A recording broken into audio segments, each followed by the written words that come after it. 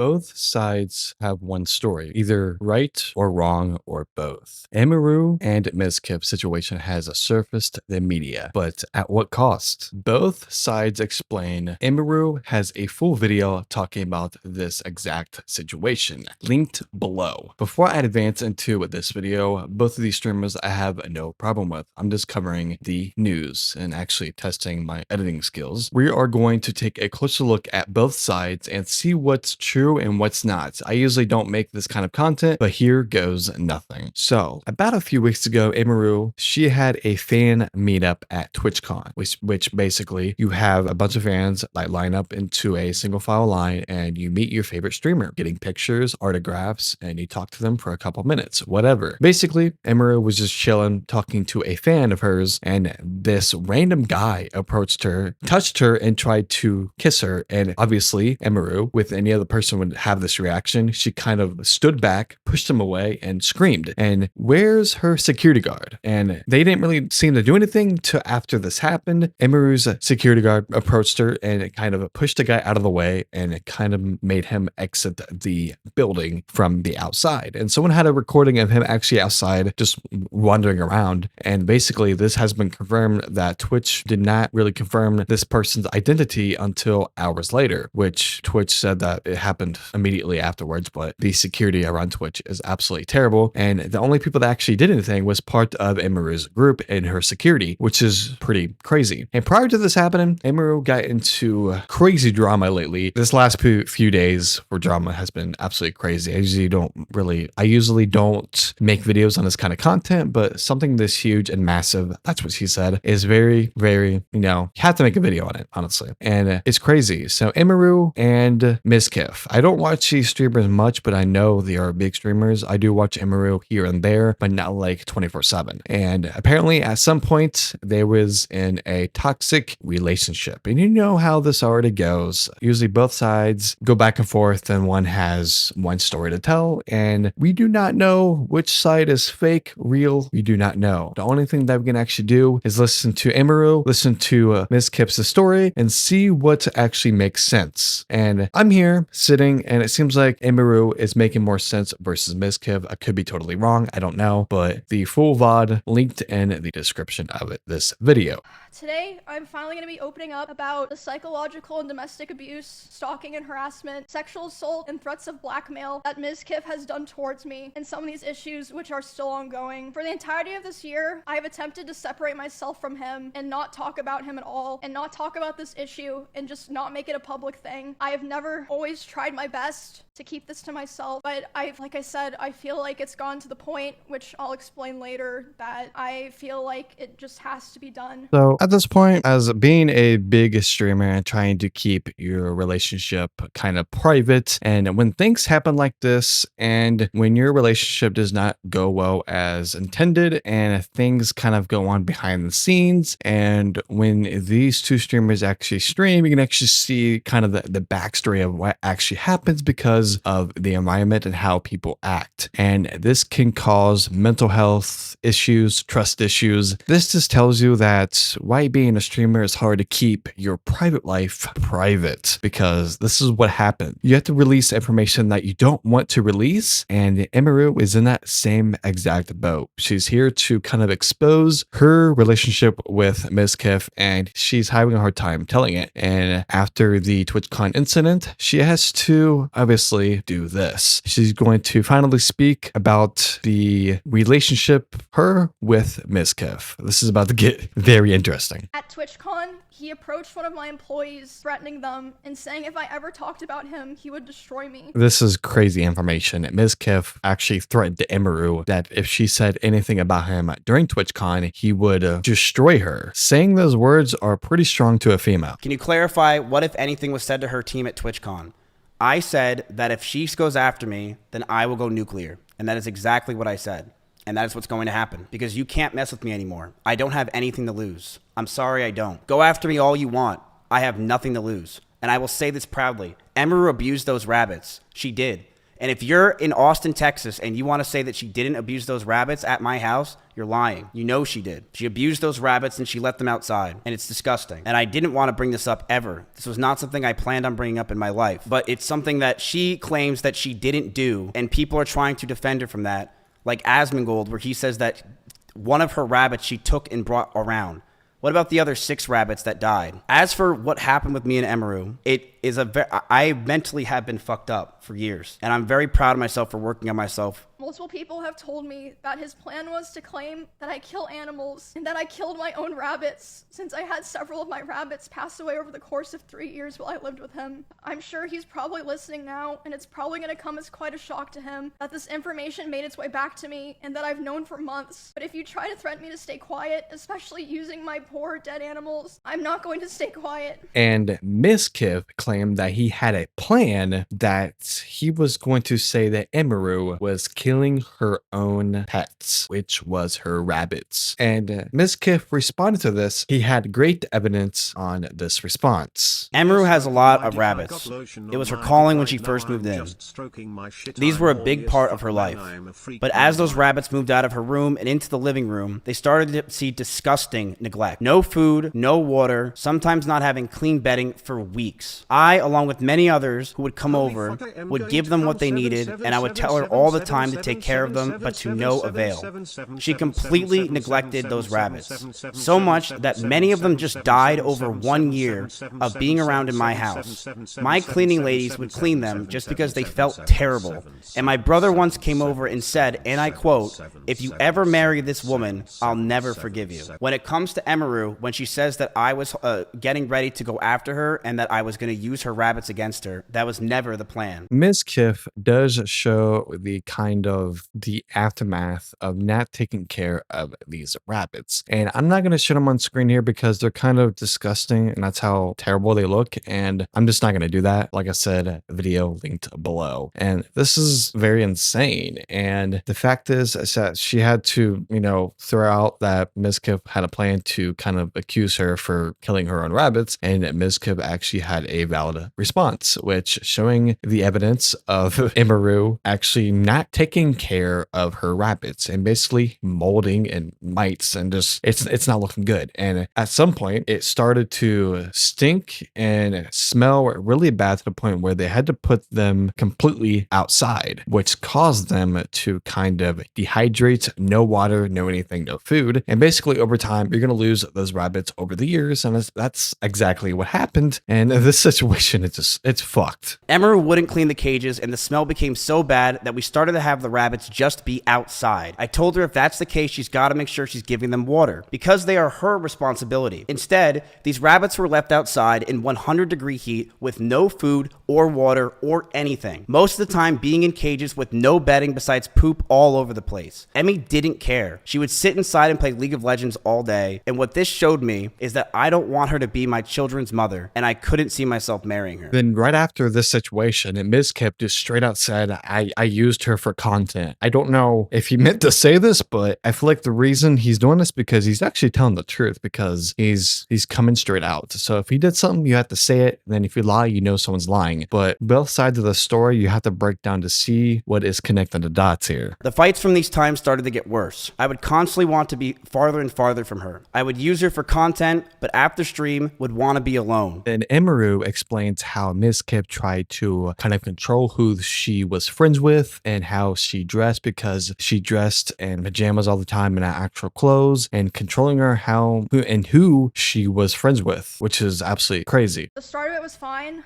I saw a lot of people mentioning this. They thought this was what I was going to talk about. It's not a secret. I think everyone who paid attention knew that he was very controlling over what I wore, to a degree, who I was friends with, and even when I would stream. In regards to being controlling, I told her many things. I told her to dress older, to stop wearing pajamas. I also said that I didn't want her to hang out with specific people. This is because I didn't want her to get hurt. I didn't want Emmy to get assaulted. I didn't want some man to do something to her when I'm not there, and I wanted to keep her safe. Then the relationship started to get really toxic. Emiru claimed that Ms. Kiff was throwing bottles at her and throwing different things, kind of raging, making crazy thumping noises on the doors, making loud noises. He would throw bottles, like plastic bottles with liquid in it, not like glass bottles, at me, despite me telling him like I didn't like it and it scared me and I bruised very easily. He would throw his phone at me. I would tell him, you know, it scared me, I don't like it. And one time it even hit me in the eye, which caused me to get a black eye, but he always, you know, was like, oh, it's an accident. And I was like, oh yeah, it's an accident. Like, you know, of course I'm not gonna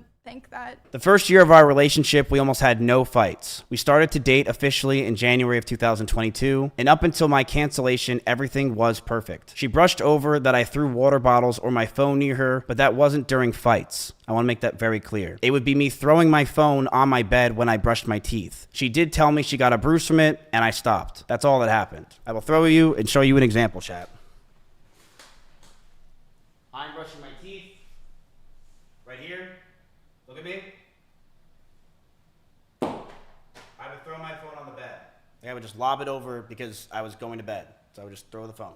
That's it. And when that's the whole thing. I didn't throw it at her. I want to make that very clear. I never threw it at her. I never hit her. And she even said in her situation that she bruises easily. At this point, Emiru noticed that Ms. Kiff behavior patterns start to change after this incident, saying that Ms. Kiff was accidentally throwing the phone on the bed and she gets bruised very easily and he was just brushing his teeth. So he decided to throw his phone on his bed. And then Emiru decided to respond to this and said that his behavior started to change and started acting very awkwardly, and this is where the relationship started going downhill, and he just started acting very strange, and the toxic relationship started to get even more worse. And this is why you don't have a private relationship when you're a media star, because sooner or later down the line you're going to have to talk about a situation that you don't want to talk about, then you get to feel uncomfortable, and this is where things start to get really bad. That's why you don't really have private relationships, because if anything goes bad, this is the kind of situation that you're actually put in, because you have to explain why you were abusive or this and that. After that happened,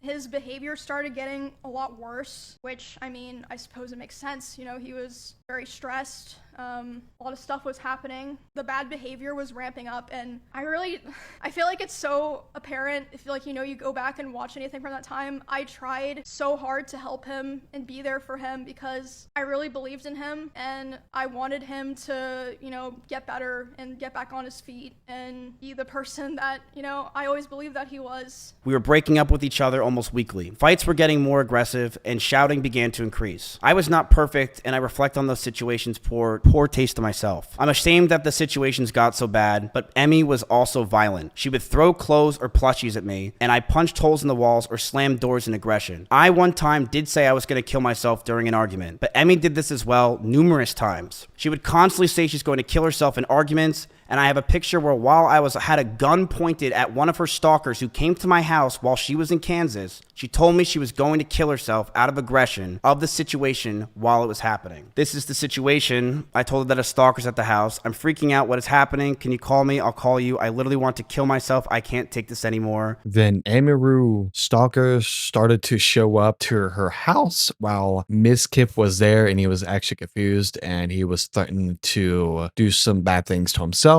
And basically, it got to a point where people thought that they were dating Emiru because they were showing up at their house. And when you have a kind of weird relationship to streamers and talk to them to chat, it kind of goes weird, and it's kind of awkward how this things go. And we've seen this progress happen through Emiru's relationship through her fan base, and most incidents have been happening very often, not just TwitchCon itself, but there was another incident before she was hanging out with Cena, and Valkyrie approached a fan of Emiru wanting to go out with her, then started to threaten with them with a weapon, and it just wasn't very good. These kind of situations do not go well with a female streamers, and it seems like the streaming platform itself and the platform and the community and the foundation, and it doesn't seem like everything is going well as planned, because this relationship got toxic very quickly and it ramped up very fast. And these two sides definitely make sense, but some of them don't. For the most part, I do respect both sides. I'm not going to agree with one of them because I'm not starting a war in the comments below, because everyone's going to have their own situation and how people take things, because each side have a different story. Emiru explains why Miss Kif was actually getting jealous of how many viewers that Emiru had, and he was jealous that she had more viewers than him.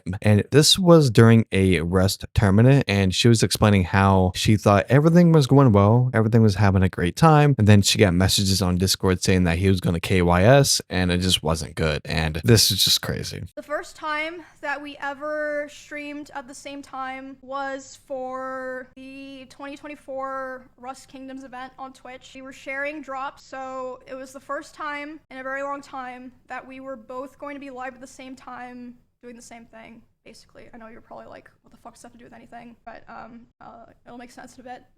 So I'm live, he's live, we're both streaming, and like I said, you can go find all of this. This is public. There are clips of this. Alright, chat. I'll see you guys later. I will see you guys probably tonight, if not tomorrow. I just need a nap. I'm fucking zooted out of my mind. Oh, he did? Listen, why are we all acting like we haven't murdered, like we haven't pillaged, like we haven't had to do what we had to do to make it here where she had a one-hit advantage. She was coming after me. I had to attack back. What the fuck is this? What are you? Was that a test? Well, I have some cloth in my house. After Miss Kif ends his stream because Emiru has more viewers than him during a Rust event, he starts to kind of act weird, then starts banging on things, on the walls, on the doors. And you could tell when it's loud when the microphone picks up and Emiru starts to kind of, you can see her shaking because of the loud noises. I went through this myself. It is not fun. And why are you getting mad at someone for having more viewers? Not everyone's going to have more viewers than other ones. There's always going to have people that have lower viewers than others. There's going to be different numbers.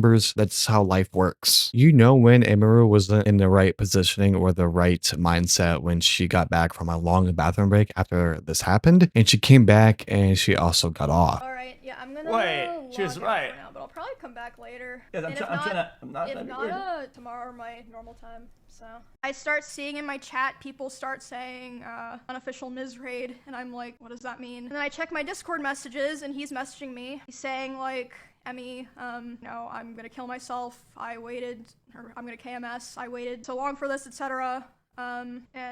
Basically he was upset because I had higher viewership than him. That's literally it. I had higher viewership than him. And like I said, this is during an event, so there were drops. Like everyone knows when there's drops, like it's not even fucking real. But yeah, he starts messaging me. He's really upset. I tried to tell him, I was like, bro, you should come back and play. Everyone's having fun. Everyone's like wondering where you are. But yeah, he ended his stream. And then I'm still live, you know, trying to act like nothing's wrong. And in that house, Miss Kif will also destroy objects in front of Emiru. obviously, I didn't move out right away, but after like all of that Rust stuff happened was when the other domestic abuse stuff really started. He would destroy furniture in front of me. He would throw things in front of me and near me. Destroy walls. Again, you can go see this in some of his VODs in his bedroom. Holes in the wall. There would be times where he was upset at me and I would go to my stream room and literally lock myself in to get away from him, and he would be banging on the door and screaming at me. And at the time, he also would more often do things like going, like if we were driving in the car together, he would be going like 150 miles an hour, and like one time he even said like, well, now we're both gonna die, like threatening to kill both of us. And this wasn't like even necessarily because of me or like because of something I did a lot of the time. Like one of the times that it happened, it was because we were just getting food. He was on his phone and he saw that Mr. Beast had put out a video. Mr. Beast had invited another streamer and he was like, oh, Mr. Beast invited this guy to his video, not me. And I was like, oh, well, you know, like, huh?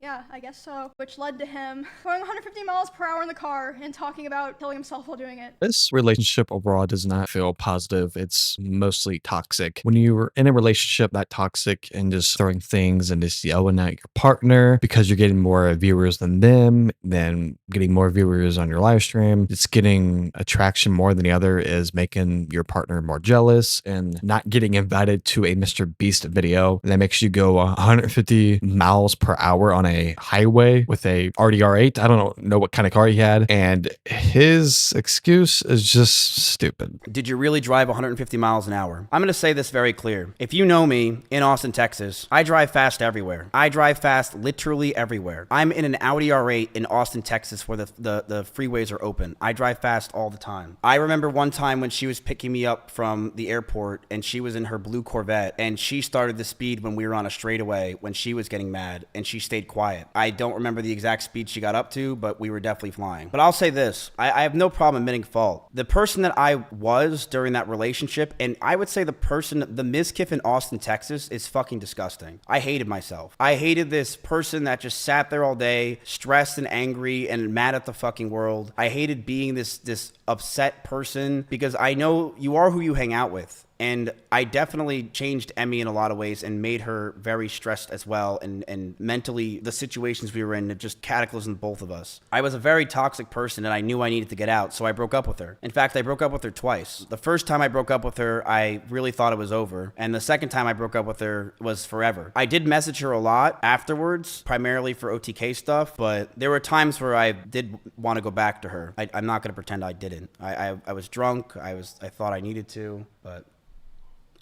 that's it. I don't think there's really anything else to talk about. And I will put the messages on the screen here that Emiru put on the screen. And I'm not going to read through all of them. You guys can look at it, glimpse over it, and see what you guys think. And this is just pretty much the text back and forth of them inside of this relationship. And it's a whole mess, man. And it just glancing over all the information and trying to process everything inside of these two videos. It's hard to edit between these two sides because there's just so much information. And Emiru's video was over like an hour long. Then Mizkif was like 30 minutes. So it's a pretty crazy situation. Hopefully this gets better over time. And hopefully, I don't know what's going to happen next. I don't know if Mizkif's going to, is he going to put out more information like he said over the next few days? I don't know, but he might leak more videos or images, whatever he's going to do. I don't know. But I'm just making this video to make a quick update on this whole situation. And there's a lot of things I didn't cover inside of this video because there's so much information that is nonsense. It's just pathetic. And both responses from this video will be linked in the description of this video. Mizkif and Emiru's video will be down below if you guys want to check it out because it is kind of crazy. And there's a lot of videos on this situation already. So I'll see you guys next time. Peace.